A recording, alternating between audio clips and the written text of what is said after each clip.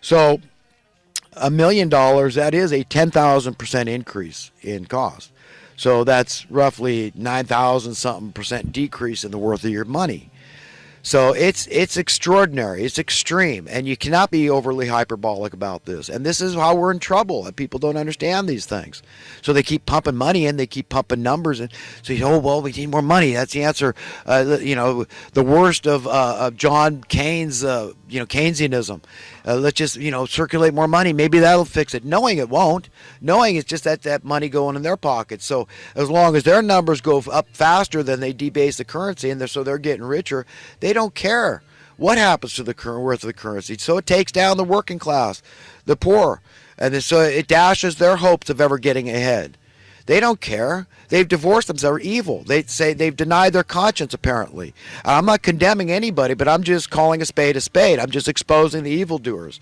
That is what is apparent. Their fruits are rotten and they stink to high heaven. They've apparently abandoned their conscience. And it is hard to say only nice things if you don't have something nice to say about these kind of people. But these people are the ones that have to be destroyed, okay, in God's way. The way God destroys people is he's going to send them to hell, where they don't have decent, righteous people to oppress. So it's only going to be people like themselves, evildoers, that say, oh, this is okay to abandon your conscience and depart from any ethics and morality in your business affairs. That's okay. There's nothing wrong with that. As long as it's not illegal, as long as I'm too big to jail and I'm too big to fail, who cares what God thinks? Who cares what but they're denying their conscience. And that is what I understand to be blasphemy of the Holy Spirit. Whenever we know the truth, when it hits us upside the head and said, that guy's right, that's right. You've got to believe in equality. You can't be elitist a little bit.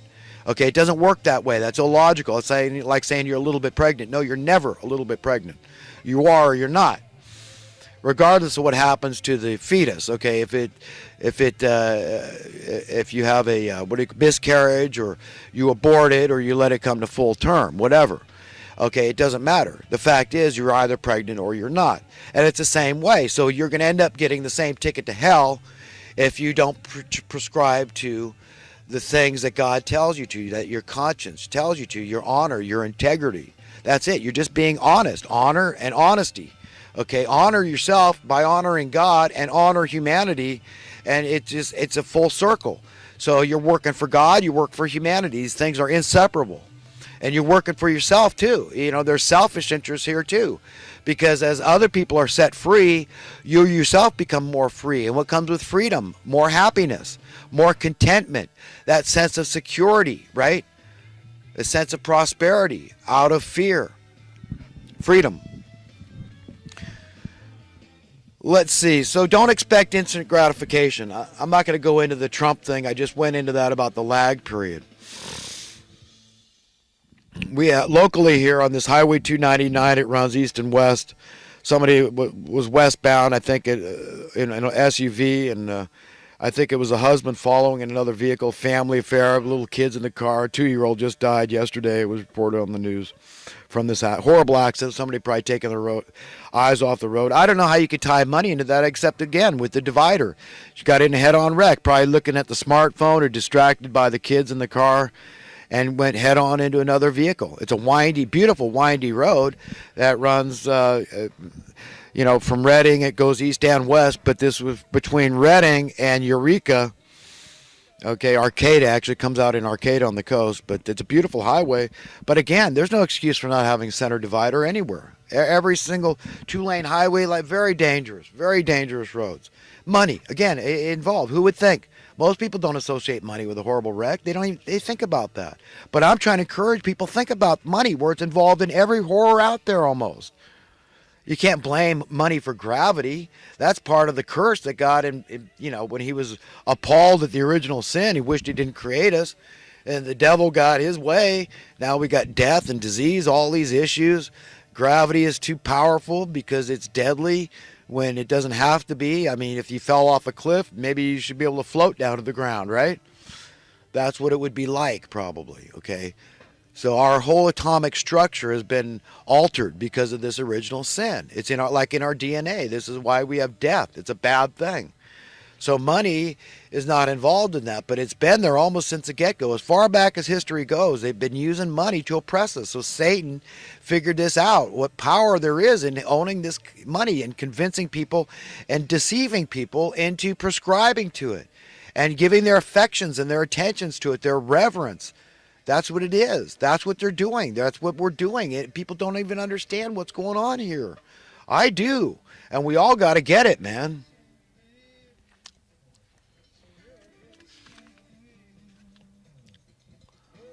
Fresno killer, I talked about that. Money involved. Well, hard to figure out where money's involved, but I know this one guy that was randomly killing people. They said money, he fell in hard times, gambling and all this crap, so. Cops being killed, saying that he's not a terrorist.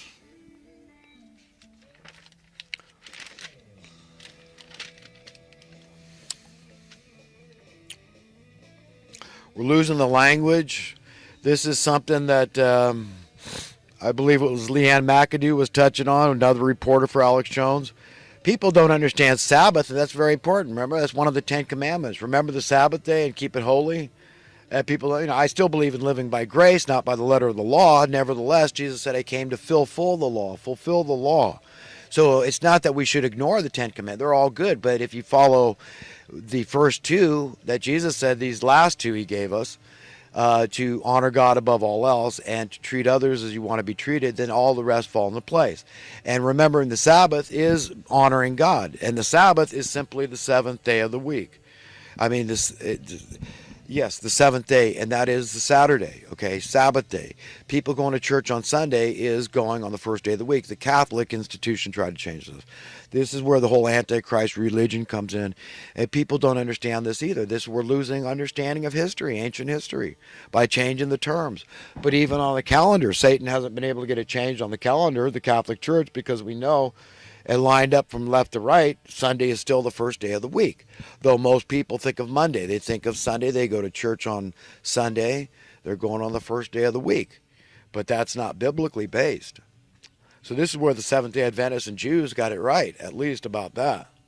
So I'm just saying, it's just another example of a word and how we're losing our language. We're losing ancient history too. Ancient history has no value if the words devolve or change and they have a different meaning. Because you read it, you think of it as a meaning. You read ancient history and you go, the contemporary meaning of the word, but it's irrelevant compared to what it was meant in context of that period of time. So it's so important that we keep our language and we keep the grammar and the punctuation the same. We understand that you could change the entire meaning of a sentence, where you put a comma, where you put an apostrophe or not. Okay, it's very important to understand these things.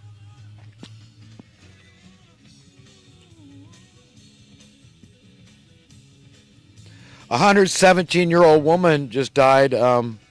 She was eating 3 eggs a day, and this is what Joel Wallach, he says a guy can eat as many eggs as he wants every day and be fine. His cholesterol will be fine.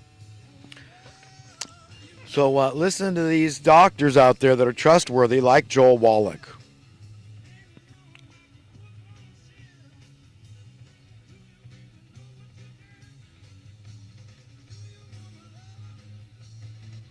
Well, let's see, I guess that's about all the talking points I had and current affairs. Oh, the Facebook killer, right, just random killer. I guess I'm still confused if he knew this woman, that the guy, this 70-something-year-old man had a couple of young children. And he was just picking up cans, and this guy comes up and kills him, and he does it live on Facebook. What a sicko. Then he kills himself. This other terrorist in Fresno, now we got to pay for this guy $50,000 a year to keep him in jail.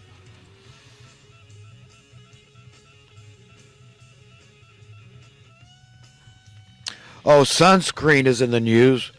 Now they're telling teachers that they want to get permission. They want the teachers to have permission to help the children rub this sunscreen on them. Is that crazy or what? Could you imagine the teachers are rubbing sunscreen on the children? I met a 38-year-old socialist dude from Pennsylvania the other day at the dog park. Very interesting guy. We got to talking, and I gave him my spiel. Try to convince people, That's it. I just try to convince people because I really don't consider myself. I just consider myself, as far as economics go, Adam Smith, Jesus Christ economics. That's it. God economics. I'm on everybody's side. Just use capitalism as a means to an end. Money, period, as a means to an end. So I'm into freeing everybody through prosperity, through understanding at birth this planet belongs to you. A whole new paradigm, a whole new reality. And this is what I try to convince people to believe. Okay, this is the only way we can be free. And this is what's enslaving us. This is how we're being enslaved. And so this is what I want people to understand. This is where I'm coming from. And I just believe in using money as a means to an end, to be completely free. Because once it's worth enough, nobody cares about it anymore. It just goes away. It's like the sunshine. We take it for granted. Yep, it's always there. Always there. That's how we ought to think of money. Someday, that would be progress. That would be the end game. Okay, that's what I mean about a means to an end. An end. That's where we just take it. It's a beautiful thing. And it's just there like Lucifer in the sky, okay? Not harming anybody, just beautiful thing, helping people. You know, that's how it could be. So we could turn this terrible thing that just caused blight on civilization since day one it was started, causing the root cause of all our problems, all these purveyors of this crap. The lucre, how do you think money got that name? Filthy lucre. This is where it came from. So, you know, I'm just for turning it around, you know?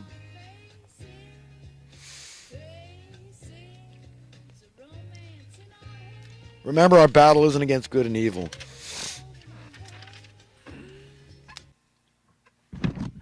What I mean, this is a battle of good and evil. This isn't a battle between flesh and blood, okay? This is a spiritual battle that we're up against here. Really, it is. I mean, this is good and evil. Logic against illogic. Truth against lies. On and on in that theme. A stressor is defined an agent or other stimulus that causes stress to an organism. And money is the almighty stressor, and we are the organism. Humanity lives by laws made by murderous money masters.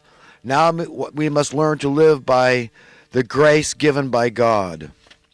Pretty soon, even they, quote, aren't going to want the rotting human paradigm they have poisoned with their misery. Face it, financial freedom is an integral aspect of overall freedom. Men of self-importance have a common thread. They act like they own themselves and don't honor their creator by so doing. That's right. I mean, you don't own yourself. Nobody created themselves. God owns us rightfully, all of us. Everything, every thought we've ever had. Everything. Everything we think we own, it's all God's. The whole planet is God's. We're all God's property. How I cope with an evil establishment: by being a true, loyal, good friend to God and humanity, by staying determined to be a steadfast, stalwart, enthusiastic proponent of egalitarian precepts and principles. Some other ways that I cope. Yeah, knowing those things in my heart. It really helps me to get by, you know, because things are far from how I would have them, and it's tough. It's a tough pill for me to swallow. It really is. I don't like the system at all.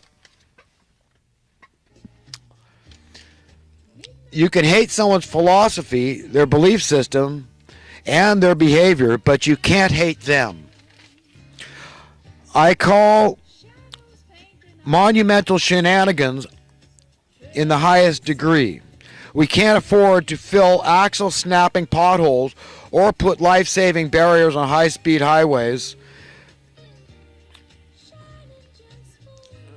But we tolerate desperate poverty, selectively enforced arbitrary laws, ever-growing perpetual debt, dubious warfare, and on and on.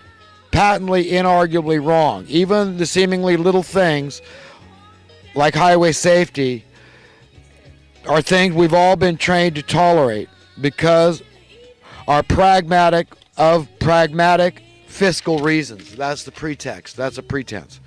That everything about money, yes, that's true. And if you want improvements in highway safety, it's going to cost you money, right? Nonsense. It's all just bull, man. All bull. Remember, the vast majority of jobs are unproductive. We don't need them. They would go away if we just solved desperate poverty. Just desperate poverty. Not even poverty. Okay, I'm not asking for that. Jesus said the poor you will always have. Fine, I'm not going to argue with Jesus. Okay? But that's part of fighting the good fight. The God of the Bible is champion of the poor. It's the poor that have the most to look forward to when there is justice on earth. Okay? Remember,